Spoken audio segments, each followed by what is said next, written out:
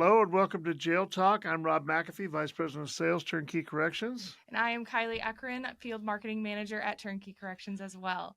And we are joined today by a special guest, Craig Gottschalk. He is an assistant ombudsman for Nebraska. And Craig, I'll let you introduce yourself, and then we'll get to talking on a subject that you are very passionate about. Tremendous. Well, thank you. Yeah, Craig Gottschalk, Assistant Ombudsman for County Jail Corrections here in Nebraska. I have been in the corrections arena for the last 14 years. Started late in life in corrections as an officer, promoted to supervisor as a corporal, shift sergeant, eventually going on to an assistant director role in one of the largest facilities in Nebraska, and then left and have gotten into the ombudsman side, where now not working directly hands-on with inmates and the folks in our facilities. I actually investigate inmate complaints that say their rights have been violated, that they have challenges in their daily experiences that make their time in the county jail facilities in Nebraska a challenge. And coming from corrections, understanding and knowing kind of that inmate culture, the challenges that are in place, and what they many times try to create with complaints, with reaching out to someone and indicating what some of their challenges are. It provides some great opportunity for me to interact with those inmates and let them know, hey, you've got opportunities to communicate in facility that you may not have utilized, and take it from that stance. So it's been a enjoyable time. I'm a wildlife biologist by training. In college and worked in the field as a biologist, and found out I actually used more of my wildlife training skills in the correctional setting than I ever did in the field. So you mentioned two words there, and I giggled a little bit inside. You said, I'm a wildlife biologist by trade. In college, when I was studying wildlife, I studied a lot of wildlife in college. It may be a little different than what you studied. Different function. Yeah. Yeah, but that's good. So, Craig, we had a little talk the other day, just kind of getting ready for this interview, and you spoke about a couple things. You've written articles for Corrections One, I know that, and a lot of folks might have seen some of your work and read some of that. But you talked about one subject in particular that really rang true to me, having worked in corrections for 11 years myself. You talked about creating a culture with courage to fail. And man, that really hit home with me. And so let's get into that a little bit, kind of tell us about it, and then we'll see where the conversation leads us. Tremendous. Well, it was something that actually hit me very early in my career as a corrections officer. I had a major issue and mistake that occurred in my time. I was in a high security unit in my facility, left my set of keys in a lock and a door hatch, walked off the floor of that unit, went into another unit, and another inmate asked me to get into their door, and I was going to key the door for him since I was right beside it. And the biggest fear of my life ran through me at that point in time. I had no keys on my hip. And at that point in time, your mind is in chaos, trying to figure out, I have no idea where they're at, what's going on, and what's going to happen next.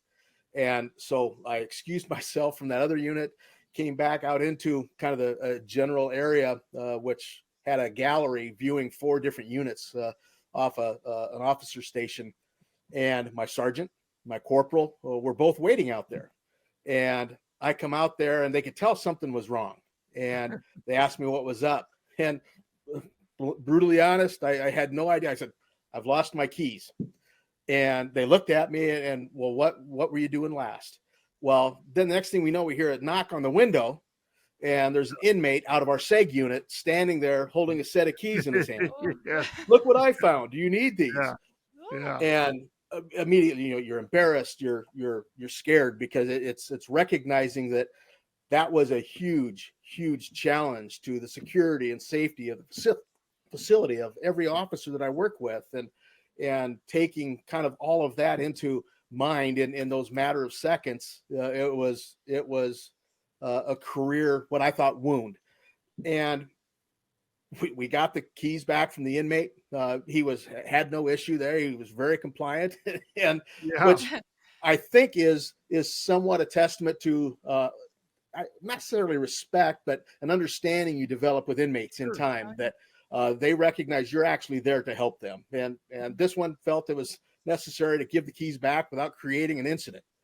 And my sergeant, my corporal, walked me through a quick learning opportunity to recognize and understand just kind of that mental checklist you go through. You pull keys off, you insert them in a hatch or whatever, and just walk you through that. And honestly, it was their recognition that this was a huge issue.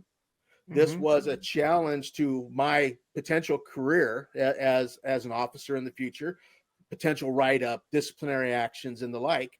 Sure. But also a recognition that they understood that it was a matter of seconds when I realized I didn't have them. I addressed it, did not try to hide it, came straight forward with them, honest and brutally honest with the challenge it created.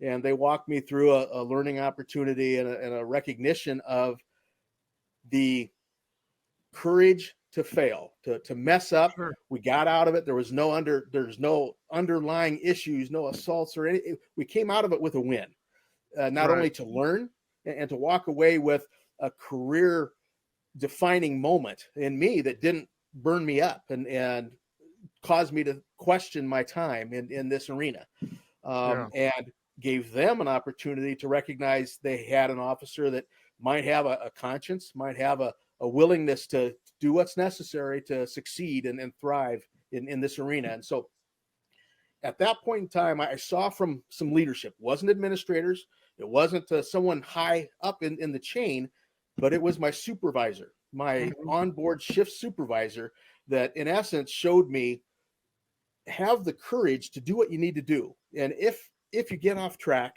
we're going to get back on track. We're going to learn from it. And recognizing if situation would have really gone bad, yeah, it could have been career ending, but at the same time, it had not. And they took, that flexibility they have as a supervisor, as a manager of people, and of a passion that someone has for doing what they're doing, to make that step off a block and make the mistake, and still step back up and realize you learn from it.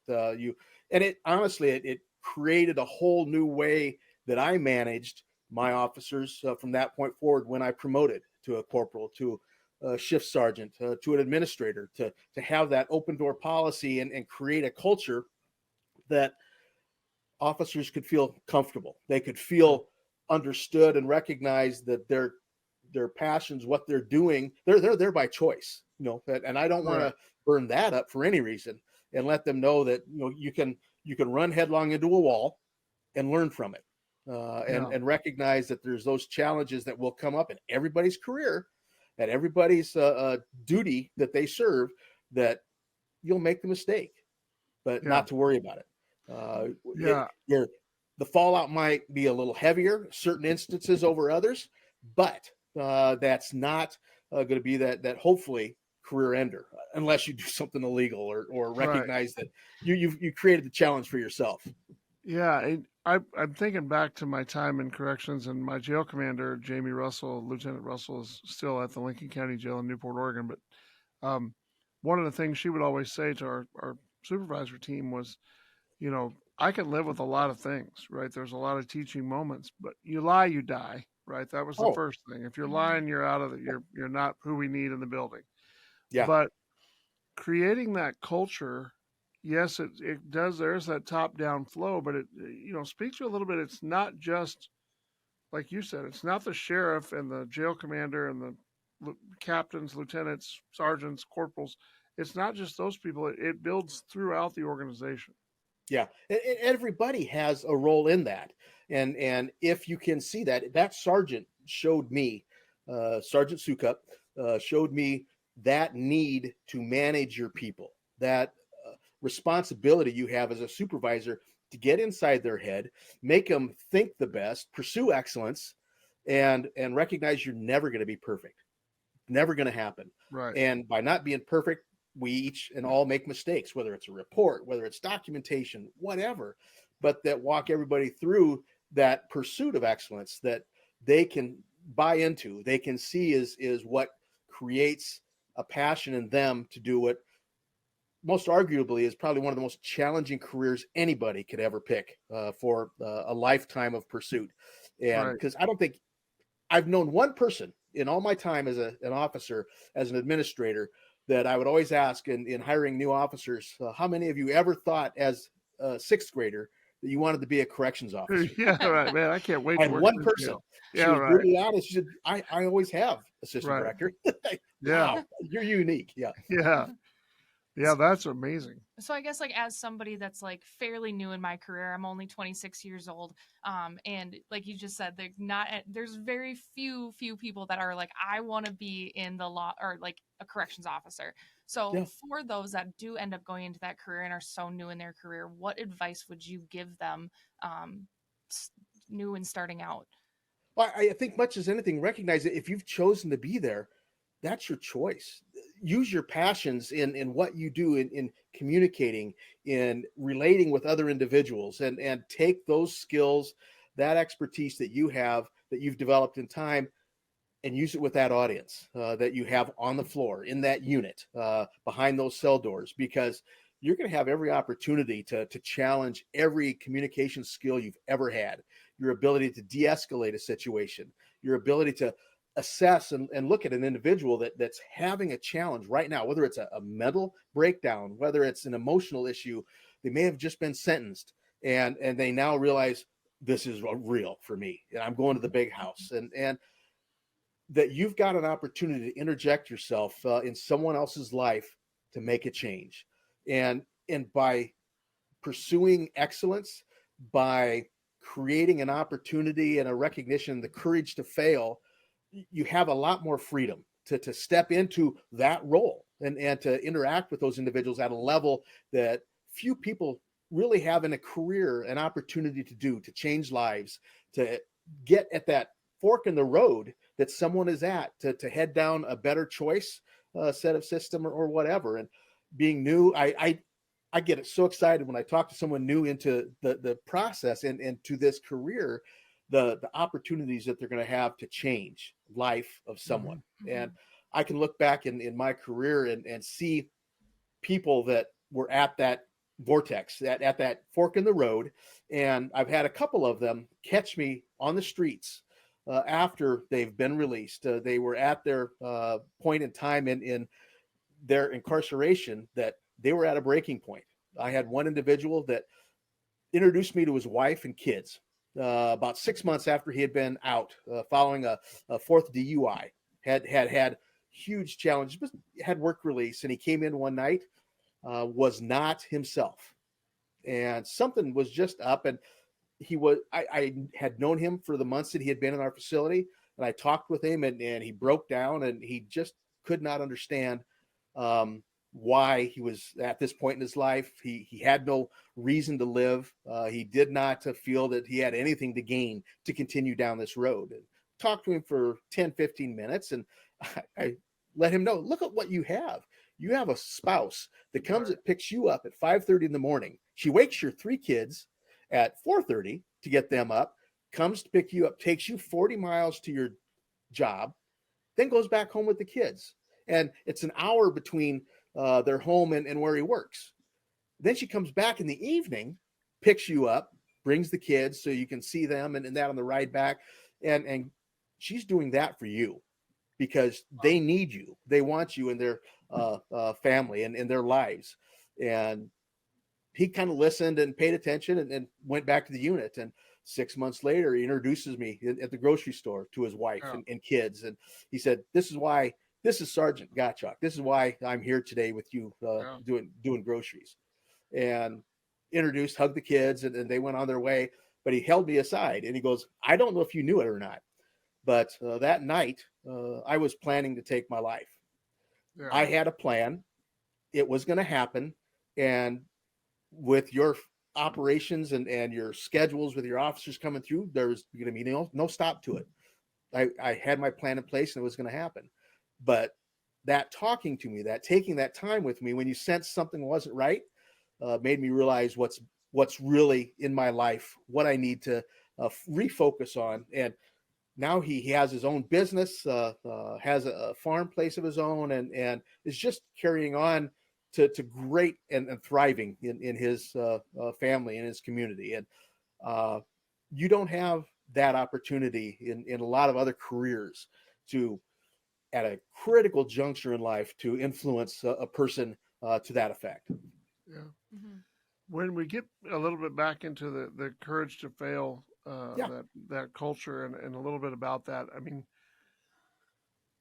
there's a lot of jails, and maybe there's a jail commander watching that who's trying to figure out how to motivate their people, how to get them to be more successful. What would you say is step one along that pathway to get the culture started? The first step is actually to get in and know your team. Spend the time with them, be on their shift, be on the floor with them in their unit, talk to them, find out what's going on. What are they seeing? What are they experiencing there? Identifying what opportunities you have as their commander, as their facility director, to make their job a little easier, because they're going to be the first ones to tell you this is what is wrong with what we're doing. You have to get out and know them, because there's a huge gap between those that work on the carpet and those that work on the concrete. And there's a mindset difference, and you have to get into their world and into that. And so that's step one, get to know them and recognize the challenges inherent in what they're doing each day and what they see it is, because you might have a wholly different perspective. Right. But they're going to be the first ones to tell you this is what's really challenging. This is what they really need. And know that and make them feel comfortable, again, having that courage to interject and give their perspective. I care. I want to hear what you have to say. And it may not change overnight, but it's going to have influence in how this facility, how this shift, how we're operating down the line. Also an opportunity for the supervisor or the jail commander to grow them, or to help train them, right? If a new recruit, and the staffing problems across the country are multitude of them, right? It's hard. You go into jails now and you have 25-year vets and everybody under 3 years. Like those are your two groups of people. And so it's an opportunity for that jail administrator. Maybe a new recruit says, I think it'd be really cool if everybody had a microwave in their cell. Well, here's, and it's, I mean, and that's a crazy one, right? Maybe nobody says that, but it's an opportunity to educate, to train, right? Yeah, I mean, you get to some jails, we might get there, but yeah, it's an opportunity to train and say, well, here's why we can't do that, and explain that. Every suggestion is not a great suggestion, but it's an opportunity to train. Exactly, it's your opportunity to give them the world that you're in. Understanding the legal challenges that they would have if that is followed, or what they're seeing is a great idea, and to help them see from my desk, from my perspective, what that creates in a facility, long-term, short-term, the challenges and inherent with that might, from their perspective, seem like the greatest thing to happen. And after a little bit of time, you can open their eyes to the reality and those challenges, and see that, I can understand your perspective too. But and that's 24/7. That's going on all the time. So I think being with your team, and that means being on night shift, walking the floor with the night shift, because the last thing they expect is to see an administrator, a real supervisor on the floor with them. And the first thing that happens is they see the director, assistant director, walk on the floor at 3 a.m. is, oh my gosh, who's in trouble now? What happened? Who's going to get walked off the floor? And it's just that mindset that they see, that they're so unused to that.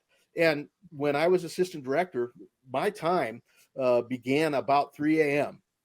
With the night shift. When I came into the facility and walked on the floor with them, find out how things went during the night, what challenges did they have, and went through, then transitioned into day shift. And it was one of those opportunities that when I took that position, is to say, hey, there's a culture that needs to be adjusted here.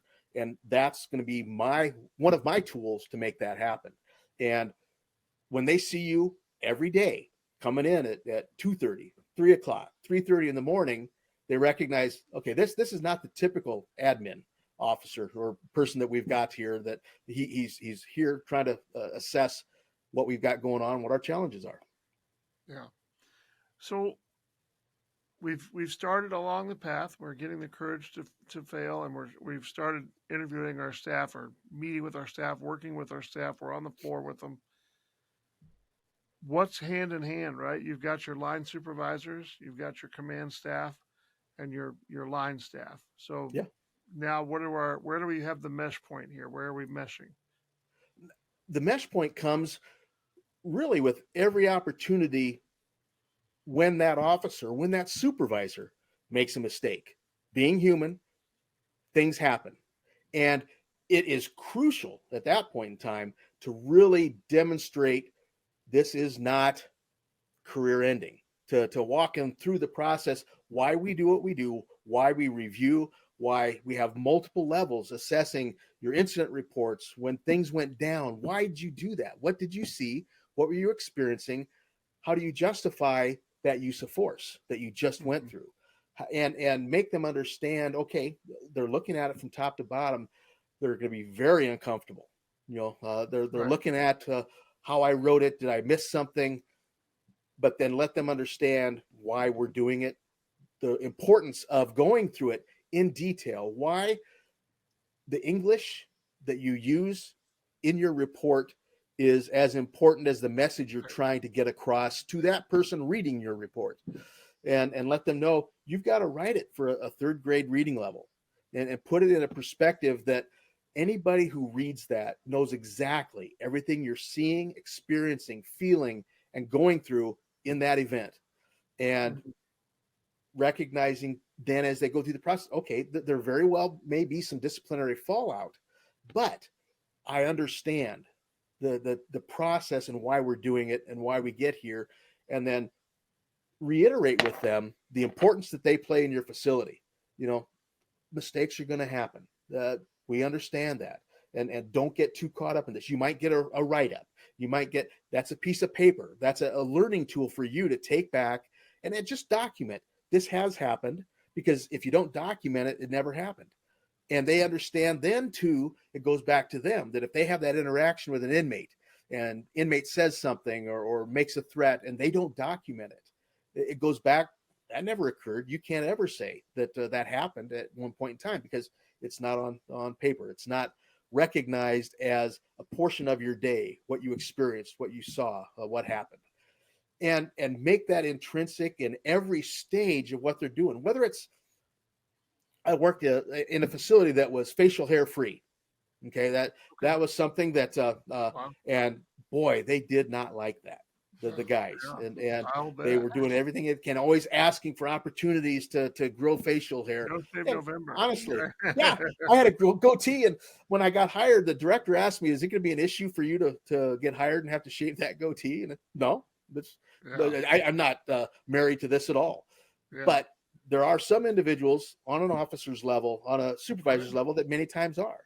But that was a culture that we made in place. That visualization of you as an officer is important. And sometimes when you don't care for that facial hair, it tends to look a little scruffy, does not create the vision we want our officers to be identified with in our facility. Yeah. And that showed them that, okay, they have high expectations. They expect us to be up here, and we're going to hold them accountable for that, regardless of who you are. The assistant director, yeah, I had to shave my goatee. I was not going to have that in the facility. That was our choice. And so it goes on. It's that multiple stage process that you let them know everything you do supports those expectations, that excellence, that purpose that you want them to not worry about failing, that have the courage to be who you are, to do what you do. But at the same time, that guy comes in one day and has the 5 o'clock shadow and forgot. You remind them, we're watching, we're here, we're paying attention, fix it so it doesn't happen again. Yeah. And let them know it's documented and follow through. Hey, great to see you. You got shaved this morning. Must have been up 5 minutes earlier, right? And do it in a way that they can appreciate and recognize. Yeah, we're taking notice. but at the same time, we want you to shoot for here all the time, every day, in all you do. And don't be afraid if you fall short, because we expect for you the next day to get back there, and we're sure that you will. Yeah. Mhm. So I had one more. You got another one? No, go ahead. Okay. So I'm listening to you, and we talked a little bit the other day about coming to corrections late in life. I didn't come to corrections till I was nearly 40. So in one of my previous careers, one of the things I worked in a school district, and got to teach positive behavior supports to people. Mhm. And your story about your experience as a new officer and losing your keys, it was an opportunity there for a corrective punitive action Oh, for the yeah, supervisor, or a which corrective. would have been fully justified. Sure, yeah, right, right. Or a corrective positive behavior support, like, here's how we can correct this. I understand, thank you for telling me what happened, here's how we can correct this in the future. So is that getting away from that punitive and it's in a punitive environment, right? So Yeah. do you see that as a, I don't know, is that one of the parts of this courage to fail? Well, I think it's a big part of it, because you're going to address each officer differently, because of who they are, how they carry themselves on the floor. And in one officer's case, the only understanding they might have may be that punitive action. And that's part of that earlier stage, getting to know your teams, getting to know your officers, and what motivates them, what drives them, what pushes them to be excellent. In some case, all that's going to be is kicking them in the tail and say, do it. And you've got a day suspension or two because of this. That plays a role, but that's it's a tool in your toolbox is all it is. And you've got to recognize when to pull this tool, when to pull that tool, and the benefit you're going to get from doing this way versus that way. And then again, being able to justify and document why you did it that way. It's that choice in creating that courage to fail. It has got to be the most challenging arena to make all these decisions from, that are everybody's going to second guess and ask why that officer was addressed differently than this officer. Mhm. And there's some challenge in especially in a correctional setting, and that tiered structure, militaristic type of a structure, having differences for individuals sometimes is hard to justify. Yep. And that's part of the culture you create with the leadership, with all of the intermediate supervisors, the line sergeants, the shift corporals. It's something that you create it from the ground up, and it's a piece by piece approach. And I recognize it as administrator, as a sergeant, Sergeant Joe over here. The only thing he's going to recognize if I totally jump his tail and have a disciplinary action that has him written up, has a recommendation for a suspension for a day, where another officer, that would just kill any passion that they might have. Yeah, And right. and being able to measure and implement it at the same time is a balancing act that I don't know how it can actually be accomplished and work, but I found that it can, and it does. Hmm. Well, I think it's amazing. I mean, I think you and I are kind of similar like this. We could sit and talk, and because it is something you feel passionate about. It's something you want people to share and to grow their organization to be better, right? Oh, And very so much so. once you're there, maintaining that, um, one of the things I know, having been through a couple of sheriff changes, a couple of sergeant turnovers, um, leadership changes, maintaining that culture. How do people do it?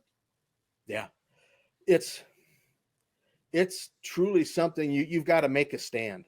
You have to make that new leadership recognize who you are, what you're about, and truly what you have implemented up to this point in time.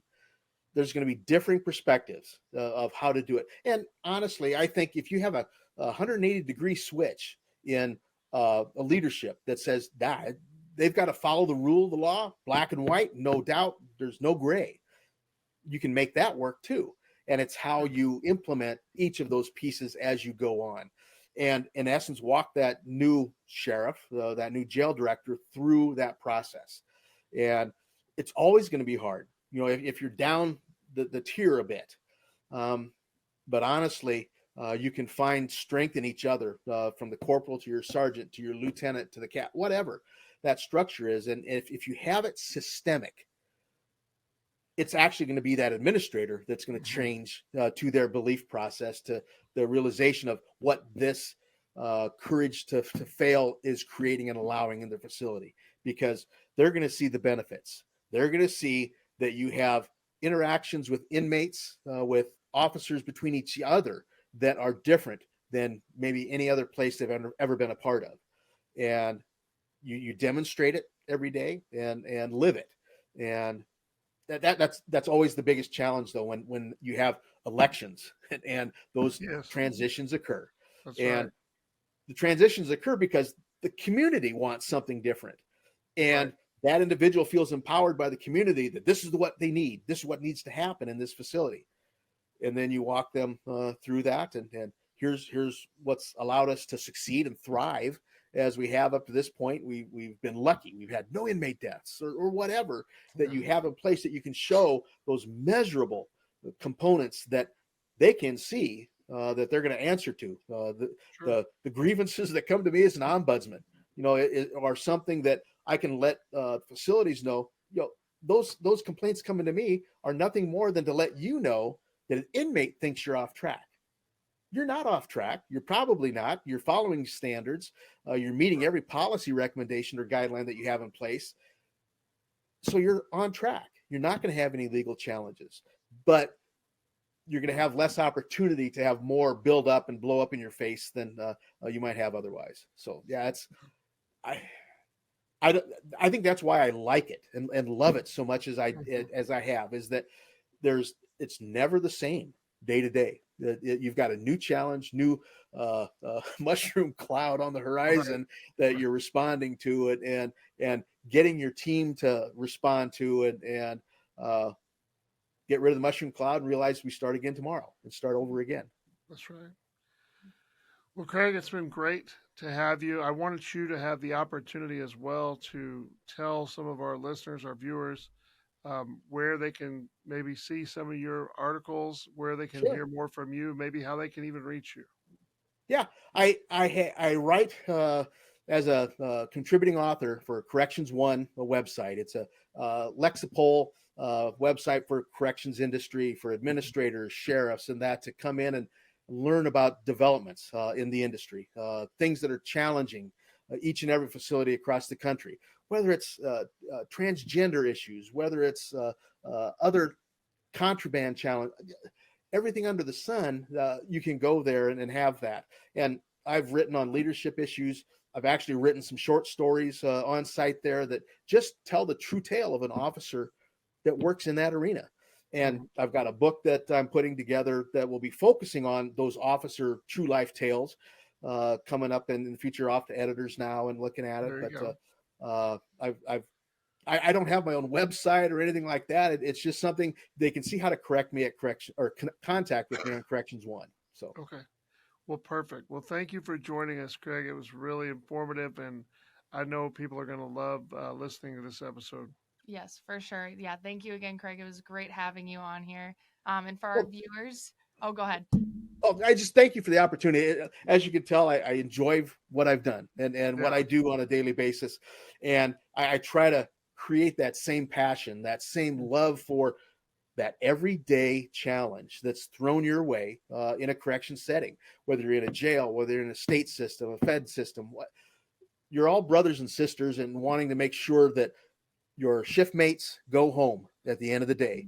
And there's an appreciation for what we do in our own, and anything that I can do to help spread that word to an audience, to the general public, to officers new to the industry, someone coming in, of the role that you can play, the value you can get in what you find your expertise lies in, and how you can interact in the daily lives of someone else, even though they're in the most challenging situation they might ever have. You can make a difference. So I love it. I really do. Good. Well, we love to hear it. And again, thank you so much for being on. We'll have to find another topic to have you back Yes, again in definitely. the future because it was great. listening to Anytime, you I'd be guys happy back to. and Yeah, Yeah, that'd be great. that's right. Awesome. All right. Well, for our viewers, as always, you can find us on YouTube and on Spotify at JailTalk Podcast. Like, follow, and subscribe on YouTube and Instagram or at turnkeycorrections.com. All right, Craig, thanks for joining us. Thanks for everybody watching, and we'll see you next time on Jail Talk. Semper Vigilo. Have a good one. Thank you.